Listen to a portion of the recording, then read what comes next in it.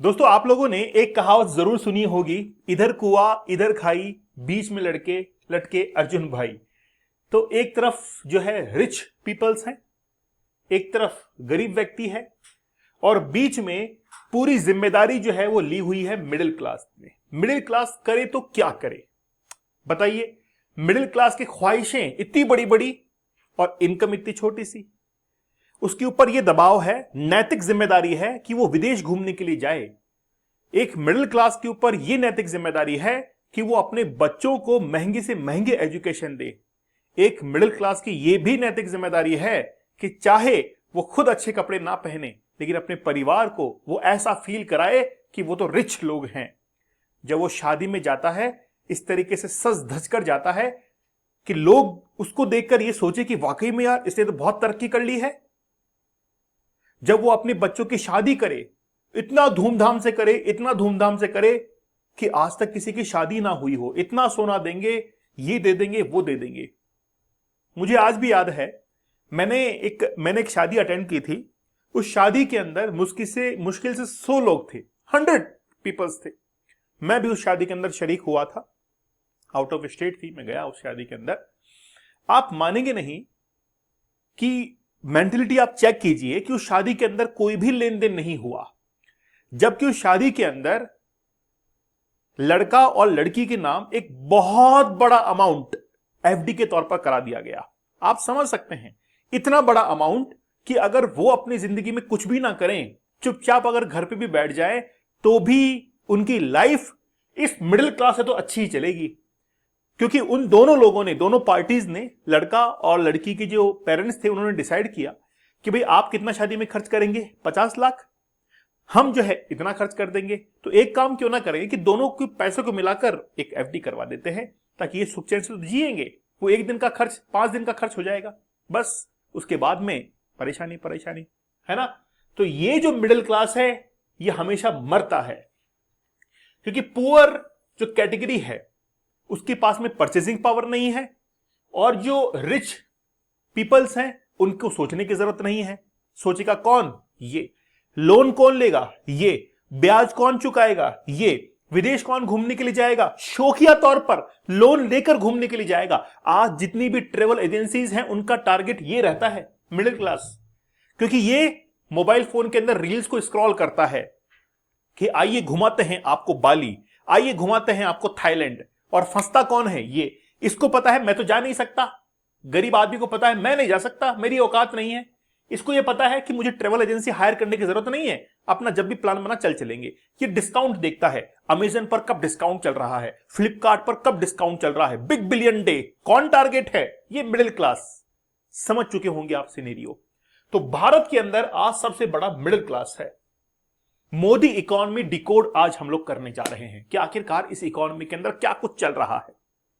ठीक है, बात यह है कि 10 मई को जैसे ही मोदी जी ने एक निमंत्रण पत्र जो है भारतीयों के नाम जारी किया कि अब रुक जाओ, बहुत दिन हो गए मजे मारते हुए, जैसे ही जो है 10 मई को अनाउंस हुआ हैदराबाद के अंदर, और फिर देखिए किस तरीके से पूरी इकोनॉमी हिल चुकी है। एक डर बैठ गया है इंडियंस के अंदर कि आगे जाकर क्या वाकई में एक लॉकडाउन लगने वाला है, क्या कुछ होने वाला है, इसके बारे में हम लोग बात करेंगे। दोस्तों, 23 मई से जबरदस्त कोर्स आ रहा है मेरा, आप लोग इसको ज्वाइन कीजिएगा। मैं कह रहा हूं कि आपकी जिंदगी बदल जाएगी।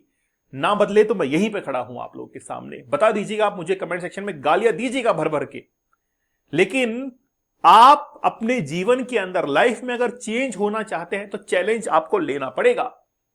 चैलेंज तो लेना ही पड़ेगा। आज भारत के अंदर जिस तरीके से इंस्टाग्राम, फेसबुक, मैं तो सख्त खिलाफ हूं इनके, जिस तरीके से ये सॉफ्ट पोर्नोग्राफिक कंटेंट आज हमारे दिमाग के अंदर क्या कर रहे हैं, वो जबरदस्ती डाल रहे हैं ताकि मिसगाइड हो सके ये, है ना। क्योंकि आज पूरे ग्लोबल इकोनॉमी के अंदर इंडियंस का बहुत बड़ा हाथ है। ठीक है, तो मेरा ये कहना है 23 मई को हमारा ये कोर्स लॉन्च होने के लिए जा रहा है। फाइनली हाईली डिमांडेड था। इससे पहले 75 डेज का हमने कोर्स किया, 100 डेज का हार्ड चैलेंज लिया। अब 23 मई से 50 डेज का हार्ड चैलेंज होने वाला है। हर दिन कंसिस्टेंसी के साथ में आपको सेशंस दिए जाएंगे और आपको वो टेक्निक्स बताई जाएंगी, वो स्टोरीज बताई जाएंगी जिसकी मदद से आप इस एडिक्शन से बाहर निकल सकते हैं। और जिनको एडिक्शन नहीं भी है वो ये चाहते हैं कि अगले 50 डेज के अंदर मैं कुछ ये सीख जाऊं जिससे मैं अपनी जिंदगी बदल दूं, आप जरूर 23 मई से हमारी लाइव क्लासेस जरूर ज्वाइन कर लीजिएगा। कोड यूज करना है एडवांस, जिससे आप लोगों को डिस्काउंटेड प्राइस में अभी मिल जाएगा। ये 23 मई से पहले पहले आप ज्वाइन कर लीजिए, आपको डिस्काउंटेड प्राइस के अंदर ये अवेल हो जाएगा। लगातार 50 दिनों तक होने वाला है। सबसे पहले इसकी बात करते हैं ट्रंप ताऊ की, है ना। ये ट्रंप बबुआ क्या कहना चाहता है? Economic patriotism. Economic, what is economic patriotism? खुद की अर्थव्यवस्था से प्यार होना चाहिए। आज हम लोग जब विदेश घूमने के लिए जाते हैं, कहीं पर भी घूमने के लिए जाते हैं, कितनी तारीफ करते हैं, देखो कितना साफ सुथरा है, देखो कितना क्या है। भाई उन्होंने अपनी इकोनॉमी से प्यार किया है, हम अपनी इकोनॉमी से प्यार नहीं करते। हम तो बस झंडे लेकर सड़कों पर निकल जाते हैं, राजनीति का परचम जो है लहराते हैं, अर्थव्यवस्था से हमको कोई लेना देना नहीं है। और यही इकोनॉमिक जो लिटरेसी है, ये ना आ पाने के कारण नेताओं पर हम लोग कोई सवाल या निशान खड़ा नहीं कर पाते हैं। आज हमको अपनी जो इकोनॉमिक पैट्रियोटिज्म है या नेशनलिज्म जो है, इसको और बढ़ावा देना पड़ेगा। अमेरिका ने क्या किया? अमेरिका ने कहा कि अमेरिकन फर्स्ट, अमेरिका अमेरिकन्स के लिए पहला है, इसलिए अमेरिका के रिसोर्सेज पर पहला हक अमेरिकन्स का होगा। जॉब्स मिलेगी अमेरिकन्स को मिलेगी, ठीक है। कोई भी कल्टीवेशन होगा अमेरिकन्स उसको करेंगे, इंपोर्ट कम करके एक्सपोर्ट ज्यादा करेंगे। पूरा का पूरा अमेरिका का मॉडल ही चेंज कर दिया, जिसको कहा जा रहा है इकोनॉमिक पैट्रियोटिज्म, जिस पर अमेरिका अभी चल रहा है। इसके कारण तो टैरिफ का वॉर हुआ। अब इंडिया को भी जरूरत है कि इंडिया भी इकोनॉमिक पैट्रियोटिज्म को हासिल करे, इंडिया के रिसोर्सेज इंडिया के लिए हों, ठीक है। तो मोदी जी ने जैसे स्पीच दी, उसके बाद में पूरा भारत हिला हुआ है। सोच रहे हैं खासतौर पर मिडिल क्लास कि क्या हो सकता है ना, क्या हो सकता है। He ask people to use public transport को यूज करने के लिए कहा, कार पूल्स का इस्तेमाल करने के लिए कहा, शेयरिंग के अंदर शिफ्ट टू इलेक्ट्रिक व्हीकल, ये तमाम बातें की गई हैं। चलो एक एक करके हम लोग इसके बारे में डिस्कस करते हैं। गंगोत्री से गंगा सागर, गंगोत्री कहां? गंगा सागर मतलब पूरा का पूरा नॉर्थ से लेकर ईस्ट जो है वो कवर किया है, ठीक है, मोदी जी ने अपने स्पीच के अंदर। सबसे पहले गोल्ड की हम लोग बात करेंगे, सोना। देखिए भारत के अंदर आज सबसे बड़ी जो अर्थव्यवस्था का आधार है वो गोल्ड है, ये तो आप मानते हैं।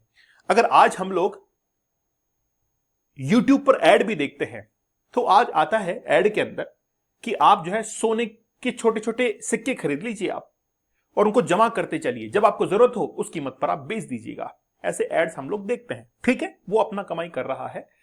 लेकिन गोल्ड जो है वो प्रॉस्पेरिटी का एक सिंबल माना जाता है। साउथ के अंदर इतना गोल्ड पहना जाता है कि एक बार तो वहां पर इंपोर्ट पर भी रोक लगा दी गई थी, शायद आपको पता होगा। अब देखिए कि आपकी बिटिया की शादी है, आपने गोल्ड को इंपोर्ट किया और आपने जो है गोल्ड के लिए रुपीस के अंदर पेमेंट कर दिया, किसी दुकानदार को, शोरूम वाले को पेमेंट कर दिया। अब वो शोरूम वाला गोल्ड तो कहीं से लेके आएगा। अब इंडिया में तो होता नहीं है, बहुत कम होता है, इंपोर्ट बाहर से करेंगे। तो जब इंपोर्ट करेंगे तो दूसरे देश को रुपीस में पेमेंट नहीं करते हैं, डॉलर्स के अंदर पेमेंट करते हैं। इससे हमारा जो फॉरेक्स रिजर्व है वो खाली होता चला जाता है। तो गोल्ड मेनली हम लोग इंपोर्ट करते हैं, जिसके कारण हमको ये प्रॉब्लम फेस करनी पड़ती है। तो मोदी जी ने अपनी स्पीच के अंदर ये कहा कि गोल्ड जो है उसको कम से कम 1 साल तक काम में लेना बंद कर दो, शादियों में देना बंद कर दो।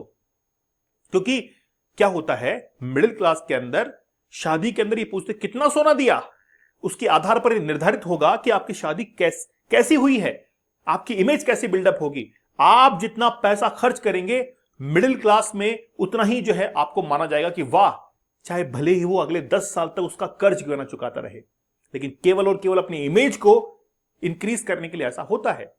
समझ रहे हैं आप? तो गोल्ड के ऊपर निर्भरता जो है वो कम करने के लिए कहा गया। फिर वर्क फ्रॉम होम, घर से काम करो। कोविड के अंदर यही तो हुआ, वर्क फ्रॉम होम। आज देखिए कि जो कल्चर, जो सिनेरियो क्रिएट है वो है स्किल्ड बेस्ड।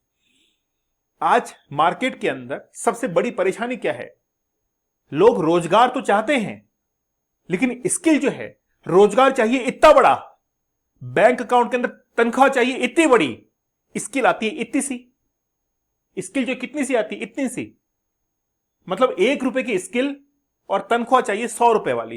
क्यों? क्योंकि स्किल्ड नहीं है इंसान। वर्क फ्रॉम होम के अंदर एक्चुअली में क्या है, work from home, work from home के अंदर घर से ही आप काम करो, और जब घर से काम करेंगे तो स्किल्स की जरूरत पड़ेगी, ये डेफिनेट बात है। भाई मान लीजिए सरकारी महकमे हैं, अब सरकारी महकमों के अंदर आप जो है घर से काम करने के लिए दे दीजिए उनको। अब आप देखेंगे कि मुश्किल से मैं आपको कह रहा हूं कि 10 से 15% या 20 मान लीजिए, 30 मान लीजिए, ऐसे ही लोग होंगे जो कि वर्क फ्रॉम होम में लैपटॉप वगैरह इनका यूज करते होंगे। बाकी 70% 60% जो है वो काम को ही एग्जीक्यूट नहीं कर पाएंगे, प्रॉब्लम आती है, ठीक है ना, क्योंकि वहां पर एक मशीन काम करती है, स्किल वहां पर जरूरत नहीं पड़ती है, बहुत कम जरूरत पड़ती है। लेकिन जिस भी प्राइवेट जॉब में आप देखेंगे वहां पर स्किल्स की जरूरत पड़ती है। और वर्क फ्रॉम होम में क्या होगा, वर्क फ्रॉम होम के अंदर, वर्क फ्रॉम होम में आप कोई ट्रांसपोर्ट का यूज नहीं करेंगे, घर से बाहर निकलेंगे नहीं निकलेंगे तो पेट्रोल डीजल उसका कंजप्शन नहीं होगा, वो बचेगा, इकोनॉमिक का पर एडिशनल जो भार है, अतिरिक्त जो भार है वो भी कम हो जाएगा। बात करें ईवीज की, इलेक्ट्रॉनिक व्हीकल, उसको यूज कीजिए, उसको यूज कीजिए। अब इलेक्ट्रॉनिक देखिए, मैं तो कहता हूं कि पेट्रोल डीजल के दाम 200 रुपए प्रति लीटर कर देने चाहिए, आज 200 रुपए पर लीटर कर देने चाहिए। इससे क्या होगा कि वो उतना ही पेट्रोल भरवाएगा जितनी उसकी जरूरत है, वो ये चाहेगा कि मैं शिफ्ट कर जाऊं ईवी के ऊपर। भाई आज मान लीजिए कि आपको मैं एक टास्क देता हूं कि आपको देश के अंदर ईवी को लॉन्च करना है, ईवी को और बढ़ाना है, क्योंकि हम लोग जो इंपोर्ट करते हैं ऑयल का, उसका डेफिसिट 30,000 करोड़ का तो एक महीने का डेफिसिट हमारा क्रिएट हो रहा है। आप समझ रहे हैं, 3 महीने के अंदर 1,00,000 करोड़ रुपए हम लोग क्या कर रहे हैं, डेफिसिट के अंदर जा रहे हैं ऑयल को इंपोर्ट करके। तो बात यह है कि अगर आपको टास्क दिया जाए कि आपको ईवी की इकोनॉमी बढ़ानी है तो क्या करेंगे, फ्यूल जो है इसके रेट हाई कर देंगे, ऑटोमेटिक लोग ईवी पर शिफ्ट हो जाएंगे। बताइए गलत बात है तो? अगर वाकई में हम लोग इतना ऑयल इंपोर्ट करते हैं तो ईवी पर शिफ्ट करने में क्या दिक्कत है? तो ईवी जो है उसका यूज करने का आह्वान जो है वो मोदी जी ने किया, ठीक है। उसके बाद में पब्लिक ट्रांसपोर्ट का यूज कीजिए ताकि एक ही बड़े रिसोर्सेज से बहुत सारा कंजप्शन जो है वो क्लियर हो। बसेस का यूज करें, गाड़ी अगर आप फोर व्हीलर चलाना इतना ही है, जरूरी है, तो बहुत सारे लोगों को बैठा लीजिए आप उस गाड़ी के अंदर। अब हमारे इंडिया में क्या डर है कि गाड़ी में किसी को बैठा लिया, पता लगा कि गाड़ी के अंदर जिसको बैठा लिया है वो तमंचा लेके बैठा हुआ है, लगाया कनपीटी पे, भैया आजा साइड में। दिक्कत बहुत है, सिक्योरिटी पर्पस। भाई सिक्योरिटी पर्पस के कारण ही तो नहीं बैठाते आज हम किसी को। जैसे एक मेरा फ्रेंड है, वो घर से लगभग 100 किलोमीटर दूर रोजाना अप डाउन करता था। अब एक्चुअली में क्या हुआ कि जब वो अप डाउन करता था, बीच में एक बार क्या हुआ कि गाड़ी का एक्सीडेंट हो गया, और उस दिन उसने किसी को लिफ्ट दी थी, प्रॉब्लम हो गई।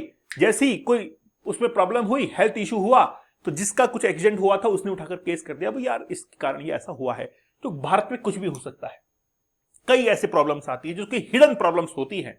अब देखिए सब कुछ था, अब चलते हैं, भाई ये सब कुछ अच्छा था, सब कुछ अच्छा सीन दिख रहा था, अब चलते हैं डिमांड स्लो डाउन की तरफ। अब क्या होगा, मान लीजिए कोई गाड़ी नहीं खरीदेगा, पेट्रोल डीजल का कंजप्शन नहीं होगा, तो डिमांड कैसे इंक्रीज होगी? इसका एक नेगेटिव इंपैक्ट भी हो सकता है। मैं दोनों तरफ से आपको बता रहा हूं कि भाई ठीक है हम लोग डिपेंडेंसी कम करेंगे, लेकिन एक्चुअली में क्या है कि इकोनॉमी जो है वो भी स्लो डाउन जाएगी ना, क्योंकि डिमांड का सर्किल, डिमांड फुलफिल नहीं हो पाएगी, और डिमांड हो ही नहीं पाएगी ना। डिमांड जैसे पब्लिक ट्रांसपोर्ट का आप यूज करेंगे तो कार कौन खरीदेगा, और जब कार नहीं खरीदेंगे तो डीजल पेट्रोल कौन यूज करेगा? हर चीज एक दूसरे से कनेक्टेड है, हर चीज एक दूसरे से कनेक्टेड है। तो कहीं ना कहीं मार्केट के अंदर एक स्लो डाउन की पोजीशन जो है वो आपको देखने को मिलेगी। मरा कौन? ये मिडिल क्लास, बीच में लटके हैं अर्जुन भाई। मिडिल क्लास अपने शौक पूरे करना चाहता है ना। अब बात यह है कंज्यूमर बिहेवियर ही चेंज कर देना है। कुल मिलाकर बात यह है कि हमारी इकोनॉमी का आज सबसे बड़ा टूल जो बनता हुआ जा रहा है वो है कंज्यूमर बिहेवियर को चेंज करना, शिफ्ट करना उसको, जिसमें वो बहुत ज्यादा डिपेंड था किसी दूसरी कंट्रीज के ऊपर, अब उसको जो है शिफ्ट करने का। तो कुल मिलाकर इंडियन इकोनॉमी का टूल बन रहा है क्या? Consumption behaviour. समझ गए आप? तो कंजप्शन बिहेवियर को चेंज कर दो, जिस तरीके से हम लोग कंजप्शन कर रहे हैं उसको चेंज कर दो। कुल मिलाकर 4 पॉइंट्स हमको कवर करने हैं। फॉरेन एक्सचेंज कंजर्वेशन करना है हमको, पहली बात। विदेशी मुद्रा जो है उसका भंडार बढ़ाना है, ठीक है ना।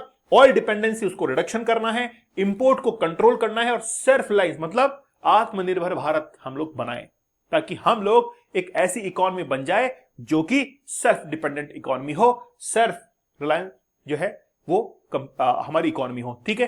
तो हम लोग जो है वो क्या करना चाहते हैं, अपनी ही इकोनॉमी से अपना ही फायदा लेना चाहते हैं। इसको इकोनॉमिक पैट्रियोटिज्म या फिर इकोनॉमिक नेशनलिज्म कहा जाता है। ओके, चलिए इस तरीके से तो बात यह है 23 मई से आप लोग तैयार हो जाइए। 23 मई से वो लोग जिनको लगता है कि हम लोग चैलेंज ले सकते हैं।